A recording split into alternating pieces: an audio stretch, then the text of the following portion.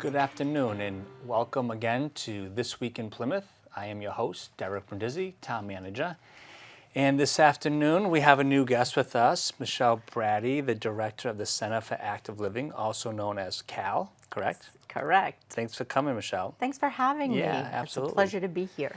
So as I tell all the guests, typically, we started this, I want to say back in April, we started having the show weekly, and it's been our goal to try to get information out. So correct some of the misinformation that's out there, especially on social media, but in this case, really tell a good story. So we know all of our departments and divisions do a lot of great work, and sometimes we don't do a good job expressing all of that work. So thank you for coming today, and we can talk a little bit about what's going on at CAL. I'd love to. So before we get into CAL, I know you've been here about 3 years now. Yes. I didn't have a chance to work with you because I had left in 2017 and then you had arrived thereafter. Right. So can you, just for the folks that don't know you, can you talk a little bit about your background, your experiences prior to coming to Plymouth? Sure. 3 best years of my life right here.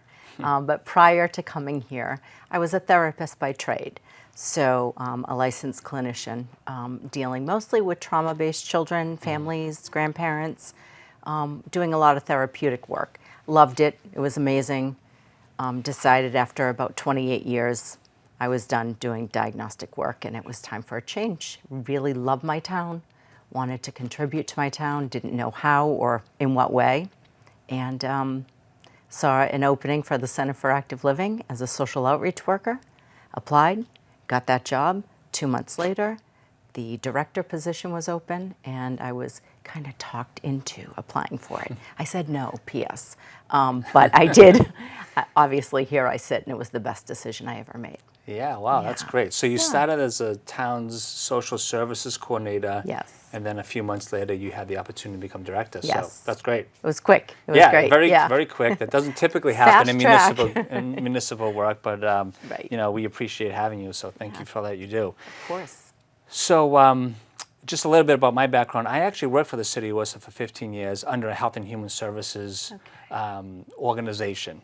And within the Health and Human Services organization was the Worcester Senior Center. So I had the opportunity to work very closely with the Senior Center director, and all the work that they have done. So this type of work I kind of think is near and dear to my heart. So can you talk a little bit about all the programs and services that are currently taking place at CAL? Yeah, no, that's great to know about your background, and it's helpful.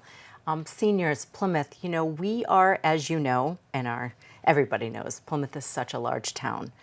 It's estimated that 40% of our population is 55 plus. That's huge. You know, 17 55 plus communities in Plymouth and growing. Wow. So we serve a large population of seniors. So we have to have a vibrant host of activities and services for seniors. I'm really proud of what we do at CAL. We do everything from entertainment and fun, outdoor summer concert series, lobster bakes, different things that we do, and you might know a thing or two about that. But we do, you know, we've amped up our physical fitness. We have boxing for seniors, which is endorsed by the Arthritis Foundation. Wow. We do all kinds of yoga classes, meditation, along with the fun exercise and physical activity, which is so important for seniors and their health, mentally, physically. We offer a wide variety of support services too. Support groups, a men's group, a women's group. People want to know what's going on in their town. People want to talk about government. People want to talk about issues. People want to talk about grief and loss that they have. We need to provide those opportunities. People have Alzheimer's and dementia is a big category these days, sadly, but we need to support. So just so much we can do with seniors. And we have social workers, as I once was. Help people with SNAP applications, help people with housing applications. It's a tough economic time right now, so we want to be supportive to our seniors. I assume one of those would be fuel assistance as well, right? Yes, absolutely. So I'll probably ask you this question a couple times sure. this afternoon, but how, if folks wanted to learn more about these programs, how could they connect with you and your staff? Yeah, I mean, if they can come in, come on down and see us in person. The best thing to do is sit and have a face-to-face conversation. But if they want to investigate a little bit more about what we do, we are right online. Our beautiful newsletter is online, right on the town website, www.plymouth-ma.gov, in case you didn't know. But they can look at our newsletter and our services right on the town website. They can call us, 508-830-4230. We are always there to answer the phone and help in any way we can. That's great. Yeah. So you you kind of mentioned a little bit about age and dementia work. Yes. Can you talk, I know that there's a senior task force that's currently convening, and one of the, I think, bigger conversations is moving the town in a direction to be age and dementia friendly. Can you talk a lot about that? Absolutely, and thank you for the opportunity to do so. The senior task force was formed last year and endorsed by the select board, and really it's comprised of 17 amazing individuals, but people who kind of know the senior network and the senior field. And really it's a blueprint for Plymouth to be on the map as a town that not only takes care of senior needs, but creates an amazing community. This is a retirement community. It's a sought-after retirement community for seniors. So we really want to be appealing, especially with those demographics. So what better way than to become designated an age and dementia-friendly community? And that's an endorsement by the World Health Organization, and it's a designation by the State House. And what that means essentially is that you are absolutely making sure, from little to big, that you're thinking about seniors. You're building a blueprint for your community where seniors are not an afterthought, not oh, they're a problem over here. They're the central focus of your community.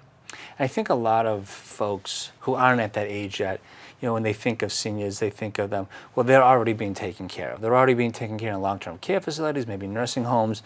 And I think the missing piece in that conversation is that they're not. There's many of these seniors who are living at home and they can care for themselves. And so I think, to your point, ensuring that we have all the pieces in place to recognize their needs is important. And so that takes us to trying to attain that designation. What are some of the first steps that the task force has taken? I can tell you, before you answer that question though, that Selectman Harry Helm is one of your task force members, and he's been really pushing this. So I've had a chance to talk to him about it, and this is one of the big tickets on his goals for FY23. And at some point in the very near future, the board's going to talk about their goals. So what do we need to do, or what does the task force need to do to take the next step along that journey? Yeah, great question. So we've convened and we've really worked on exactly that. What are the next steps?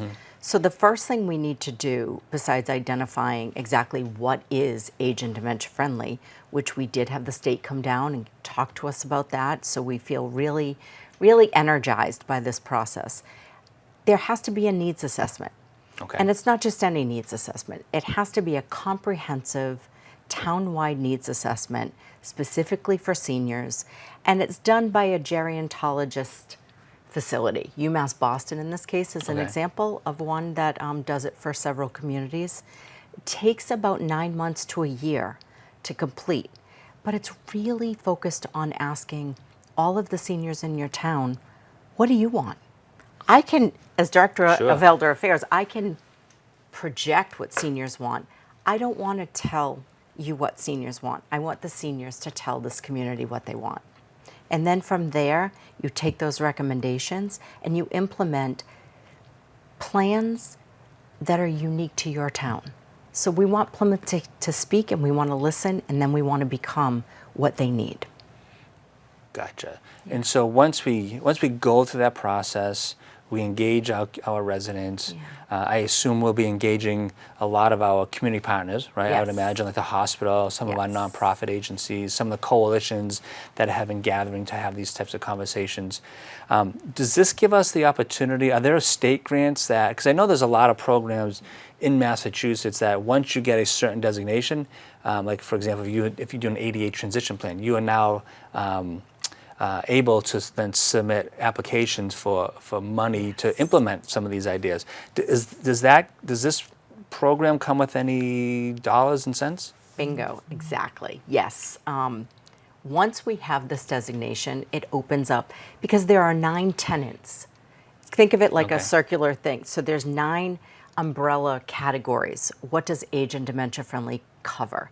Transportation, housing, equity, just different things that seniors might want, government relationships. So in any of those areas that you're trying to improve your town, you have all the opportunity in the world to apply for grants and funding that you didn't have previously if you're not designated. And this is a big community, so Huge, yeah. 104 square miles, I think it Yeah. is. And we have seniors in all different corners of town. I think you said we had 40% of the community is already 55 and older. Right. Have we thought about the best way how to engage these folks in all these different places? Have you thought about that? Yes. So in working prematurely, just the preliminary information with Sure. someone who would do the needs assessment, their first step is to really understand what is unique about your town. And we kind of have villages, right? We have Right. these pockets. So every village would need to be represented. And I think that they're prepared to do that and listen to, there's different needs. Manomet seniors might have different needs than Cedarville seniors, Sure. North Plymouth, Yeah, et that's cetera, right. et cetera. Right. Yeah, so I think it really will tackle what's specific to our town. So I keep going back to the number of 40% of this population is 55 and older. How big is your staff? I feel like that's a very, that's a big tall order to serve well- such a large population. It is, and I appreciate that question. We have 9 full-time staff Okay. and 2 part-time staff, and we've done the numbers because we're data people. That's how we get some grants. Sure. And it averages about 1,000 seniors per staff in any given day that we're servicing. Yeah, we could always use more staff, but most important is the staff at Cal is so dedicated Right. to our senior population, and they love what they do, and they do it so well. And you have volunteers too, I would We have imagine, right? an amazing roster of volunteers. We could not function. Pre-COVID, we had 300 volunteers. Wow. We're working our way back to that again. 300. I didn't know that. Yes. That's Yeah. that's a big number. 300 Yeah. volunteers. Servicing, we have a roster of just over 12,000 Cal patrons who just belong to Cal. Really. Yeah, so you're right, it's a large group. And so I remember it was not that long ago, maybe 4, 5, 6 weeks ago, there was a big ribbon cutting Yeah. at the Cal. Yes. And that was focused, you already mentioned it, transportation. Oh, Can we talk about that? Because when I heard about this program, I had to be there. I wanted to be there just to witness the community coming together around transportation issues for our Yeah. community. And we so appreciate your support. It was a great day. Transportation's huge. It's a problem, right? Especially with a large community such as this. We don't have a bus system. We don't have a van system.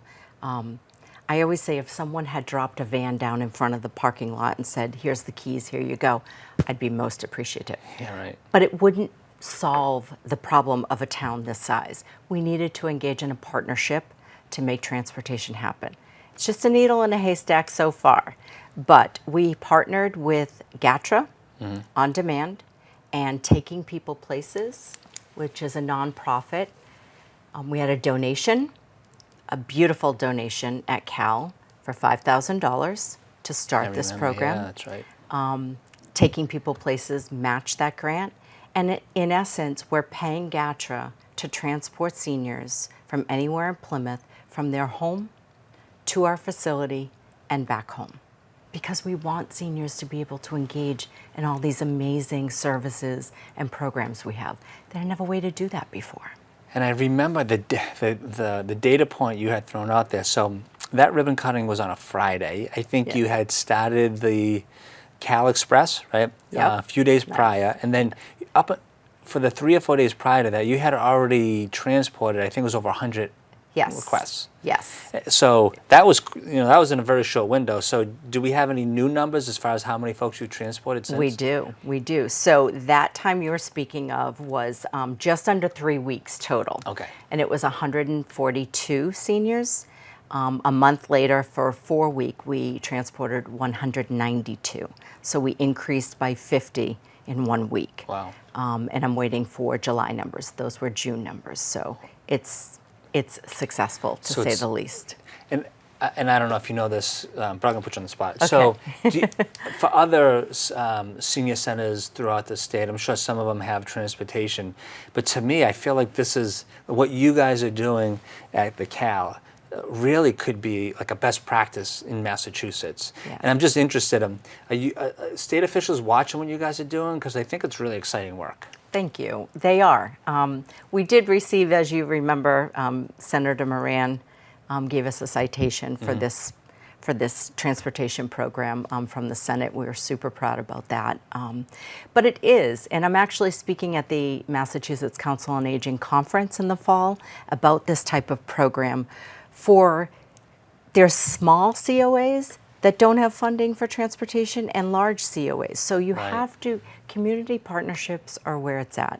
That is the vessel in, no pun intended, to get to where we need to go. Right, right. So I have a few more questions for you. Sure. But one of them, we had Chief Foley on with us last week, and we asked the chief to come in because there was so much going on in the fire world. He had a number of fires over the weekend and a number of 911 calls. But one of the items that, with your support and the Cal support, the fire department was able to work with emergency management on opening up a cooling center over at the Cal. Can you talk a little bit about that operation and maybe future operations as it comes to cooling centers? Of course. We've always prided ourselves in being a public building open to, we want to take care of our seniors, but we want to take care of anybody in need in the community. So good point. It was an amazing, it was thrown together, as you know, I mean, who can predict these things? And it came about so quickly. And the people you mentioned, Chief Foley and emergency management, yourself, Barry de Blasio, everyone came together and said, what do we need to do? And for future, my staff said, I'll be there. We had a movie showing, we had puzzles out, we had games, we had refreshments, waiting for people who needed that. And we'll do it for this community in the future. I think it's a great way to show that we care. It's an interesting dynamic because for folks like us, we work in a cooled environment. We work at the air conditioning. Yeah. And, I remember having these conversations and people like, no, we don't really need it. We have beaches and we have ponds and people can get cool, but for the population that you serve, they're not typically going to the beach or going to the pond. So oftentimes, they self-isolate in their home. And then, maybe day one a 90-degree heat's okay. Well, and maybe day two, but by day three, you don't have air conditioning. Having the opportunity, if you needed it, to go to a cooling center at the Cal, I think is vitally important. And I had said, when we were having those conversations, that over 2,000 people had already passed away in Spain because of the heat. So, I don't want to ever have to have that conversation in the public. So I appreciate the work that you and Chief Foley and others did to ensure the safety of and well-being of our community. So again, thank you for doing that. Of course, yeah. There's no need for that to ever happen, especially here or anywhere, but absolutely. And so I'm going to get you back to the promotion of your phone numbers and contacts. Again, if folks wanted to contact the Cal because they had transportation needs or any other needs, how could they do that again? Yep. Call us, 508-830-4230. Just ask the front desk whatever you need, whoever answers the phone. We have 2 social outreach workers ready and willing to help anybody in need. We have an activities coordinator who's ready to get people rocking and rolling if they want to engage in physical fitness or I think partnerships with community, with our other departments are huge. We have once a month, we have breakfast with the Plymouth Police Department. Wow, I didn't realize that. Where it sells out every single month. It's standing room only. They roll in 15, 20 deep. We're starting that with the fire department. We're having Marine Environmental, come and give a demonstration. We really think that it's really important to engage with other community departments. So reach out to us, go on the town website, you'll find everything you need about us. So there's a little secret. I don't think I have told you about it. Maybe I did. Okay, then it wouldn't be a secret, but go. No, it's not going to be a secret now. So when I was in Upton, my last position as their town manager, I used to go on one Thursday a month, and I would make breakfast for the seniors. So we'd make breakfast, pancakes or eggs, whatever, serve them to the seniors, and then after folks were done eating, we would just have a roundtable discussion. I would tell the seniors the things that were happening at town hall. They'd ask questions. Usually they'd complain about potholes or streets and sidewalks that need to be fixed.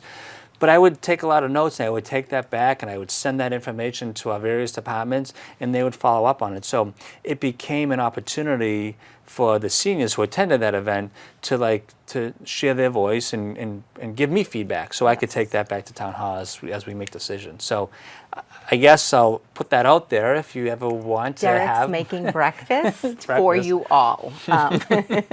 Yes, I definitely, it's so funny you say that. Honestly, I just met with, I do coffee with Michelle 4 times a year with a group of seniors, anyone who wants to come, and they bring their suggestions. And they said, there's new government, so we'd like to meet these new people. I said, would you like me to invite the town manager to the next coffee with Michelle? And they said, yes. I said, would you like me to invite him to breakfast with the Plymouth Police Department, rotating people through so you can meet? And they, honestly, true story, that was a conversation. So you're welcome to come. Yeah, we'd be happy to. And that's an interesting comment that you made about this new government. And that's true. So you have a new town manager, you have a new assistant town manager, you have a new human resources director. Yes. Our fire chief just started in April. So we have a new climate resiliency planner. Mark Rail has come on board. So we've had a lot of changeover, I would say, in the last 5 or 6 months. So yeah, we're all happy to attend. Good. One other item I want to cover before we break for the afternoon was around mental health services. So, and not just for seniors, but the issue around mental health, I think, is really become a national conversation over the last 10 years, more prominent than ever. Sure. And I know you guys are doing a lot of work around mental health. Can you talk about that? Yeah, there's some pretty stark statistics, particularly coming out of COVID. Isolation has always been an issue for seniors in general, but particularly coming out of COVID, we're starting to see the real ripple effects of what isolation has done in anxiety, depression, and people just feeling like they're not connected any longer. It takes such an impact and a toll, particularly on seniors. So we work to make sure we make referrals, we do support groups, we have professionals come in and talk about these, important issues. We're also moving forward, I do say, again, community partnerships and regional partnerships. Working with Duxbury Senior Center right now on a grant to have mental health professionals in-house, specifically for seniors, once a week. Yeah, so they can access, it's really difficult to get a therapist or therapeutic services right now. There's a shortage. So if seniors don't know really how to navigate but really would like to talk to somebody, we want a professional, a licensed clinician in-house to be able to meet with seniors and talk about the very issues clinically that they need to talk about. And is that currently happening, or is that a program you're starting to advance? We're applying for a grant now. Right. We're applying for it now. And I'm sure you're aware of Chief Flynn. He started a program where they have a mental health clinician who drives, I think it's during the day, with one of the patrol officers. Yes. And they respond to 911 calls that have to do with someone's mental well-being. That has such a high demand. He's now in the process of also applying for a second grant to fund a second clinician. So clearly there's a need out there. Chief Flynn the police department's focusing on it. You're focusing on it. He's amazing. He brought to breakfast with the Plymouth Police Department. He introduced us to, is it Sam? Yes. Yes, he introduced our seniors to Sam. And Chief Flynn actually started a program with us whereby he wanted his officers, top to bottom, bottom to top, to be the volunteers to deliver our Meals on Wheels program Nice. if our volunteer delivery people were not able to do so.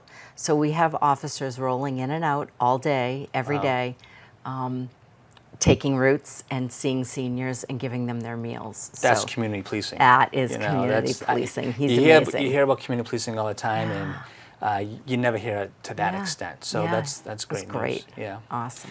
So we are getting close to the end of the show. Can you you guys have a couple social media platforms? Can you talk a little bit about that? Sure. We have a really vibrant Facebook page. Okay. Everything we do, daily we update that. Any activity that's really kind of exciting or necessary or timely information. You mentioned the cooling centers or anything about the town that we need to get out. Go to our Facebook page. It's Plymouth Council on Aging, Center for Active Living. You can look at us there. We have a YouTube channel as well, and that is Plymouth Center for Active Living. Great. And we show all our PAC TV shows, anything that we're doing in the community. That's great. That's really good information. Sure. Well, so we're nearing the end, so I want to thank Yeah. you for coming on. We're Yeah. definitely going to have to have you back in the future to talk about all these different programs that you've been able to accomplish in the future. So, again, thank you for coming. And thank you all for joining us again on This Week in Plymouth. You can always learn more about what's going on at Town Hall and all the other different departments at www.plymouth-ma.gov. You can reach me at dbrindisi@plymouth-ma.gov as well. So thank you so much. See you next week.